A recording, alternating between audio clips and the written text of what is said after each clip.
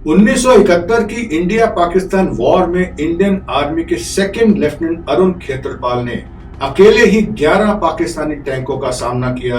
उनमें से 4 तबाह कर दिए और वीर गति को प्राप्त हुए। उन्होंने अपनी जान देकर अपना मिशन पूरा किया और दुश्मन को भारतीय टेरिटरी में घुसने नहीं दिया। आज उसी योद्धा की अमर कहानी मैं आपको सुनाने जा रहा हूं, जिसमें उनकी वीरता से एक बहुत ही इंपॉर्टेंट लाइफ लेसन भी है आप सबके लिए। इसीलिए इस वीडियो को एंड तक जरूर देखिए। वंदे मातरम, मेरे चैनल में आपका स्वागत है। तो आइए शुरू करते हैं। अरुण खेत्रपाल ने जून 1967 में नेशनल डिफेंस एकेडमी ज्वाइन कर ली। उसके बाद उन्होंने इंडियन मिलिट्री एकेडमी ज्वाइन की और फिर उन्हें 17 जून 1971 को इंडियन आर्मी की रेजिमेंट पुणे हॉर्स में एज सेकंड लेफ्टिनेंट कमीशन किया। उसके 6 महीने बाद भारत पाकिस्तान युद्ध शुरू हो गया। उस समय अरुण केवल 21 वर्ष के थे। 3 दिसंबर 1971 को पाकिस्तान ने भारत पर आक्रमण कर दिया। अरुण उस समय अहमदाबाद में यंग ऑफिसर्स कोर्स कर रहे थे। उन्हें वहां से फौरन बुला लिया गया और पंजाब में अपनी यूनिट को ज्वाइन करने के लिए आदेश दिया गया। शकरगढ़ पंजाब में चेनाब और रावी नदियों के बीच का करीब 30 किलोमीटर का पाकिस्तानी सीमा का कटार के आकार का वो उभरा हुआ हिस्सा है जो भारतीय क्षेत्र में अंदर की ओर आकर मिला हुआ है। यहाँ बसंतर नदी बहती है जो रावी नदी की सहायक नदी है। यहाँ चारों तरफ पहाड़ हैं और बहुत से नाले हैं जो उत्तर से दक्षिण की ओर बहते हैं।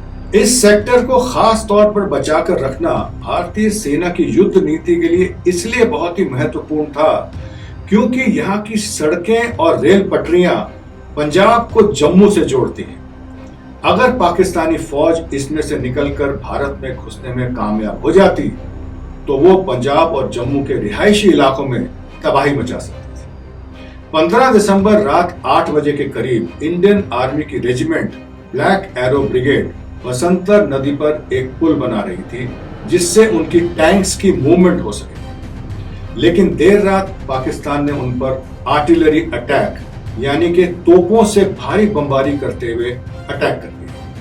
लेकिन क्योंकि दुश्मन हमारे मुकाबले बहुत ज्यादा संख्या में था, 16 दिसंबर की सुबह रेजिमेंट के कमांडर ने रीइंफोर्समेंट बुलाने के लिए रेडियो ट्रांसमिशन से ऑर्डर्स दिए।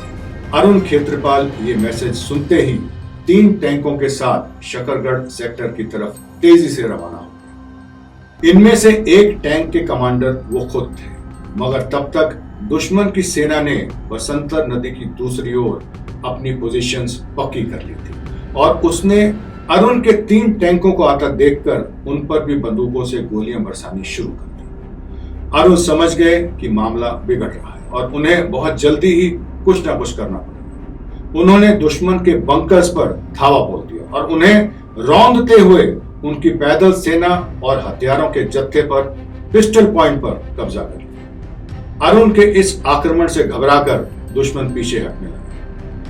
आगे बढ़ने से पहले मेरे इस वीडियो को लाइक अवश्य करिए और मेरे चैनल को सब्सक्राइब भी अवश्य करिए ताकि मैं आपको जीवन में अपने गोल्स अचीव करने के लिए मोटिवेट करता रहूं। अरुण आगे बढ़ते ही जा रहे थे, लेकिन पाकिस्तान ने अब 14 टैंकों के साथ हमारे इन 3 टैंकों पर काउंटर अटैक कर दिया, यानी कि 14 पाकिस्तानी टैंक और सिर्फ 3 भारतीय टैंक्स। इन 3 भारतीय टैंकों ने जबरदस्त हमला करते हुए 3 पाकिस्तानी टैंक्स डिस्ट्रॉय कर दिए। अब आमने सामने थे 11 पाकिस्तानी टैंक्स और 3 भारतीय टैंक्स। एक भारतीय टैंक डिस्ट्रॉय हो गया और उसके कमांडर की उसी समय मृत्यु हो गई। दूसरे टैंक में तकनीकी खराबी आ गई और उसने काम करना बंद कर दिया। अब रह गया सिर्फ अरुण का टैंक जिसके सामने थे 11 पाकिस्तानी टैंक्स और अपने टैंक में अरुण बिल्कुल अकेले थे। अरुण ने अकेले ही उन 11 दुश्मन के टैंकों पर हमला बोल दिया और उनमें से 4 को डिस्ट्रॉय कर दिया। लेकिन इस दौरान उनके टैंक पर एक बम का गोला आकर गिरा और वो आग की लपटों में लिपट गया। अरुण बहुत बुरी तरह घायल हो गए।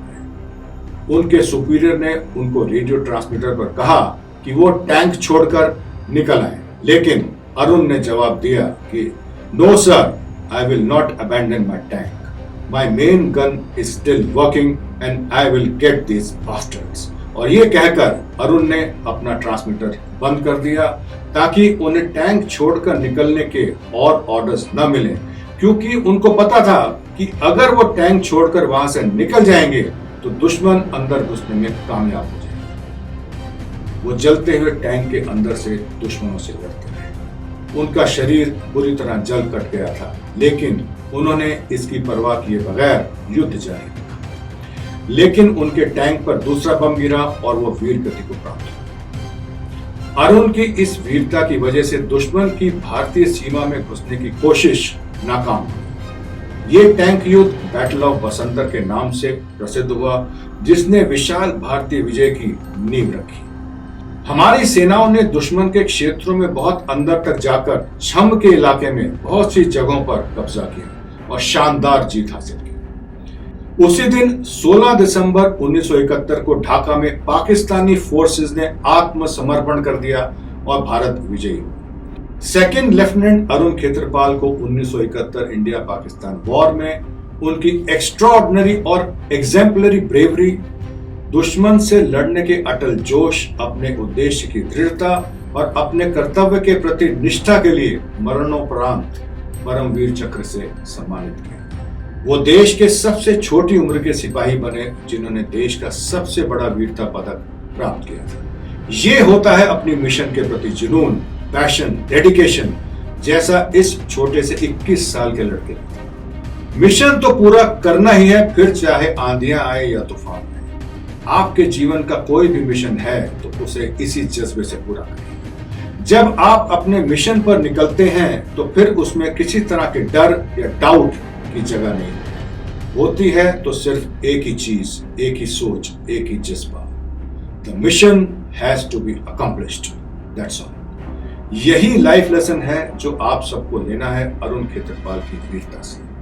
अरुण की माता श्रीमती महेश्वरी खेत्रपाल उन्हें टाइगर कहकर बुलाती थी।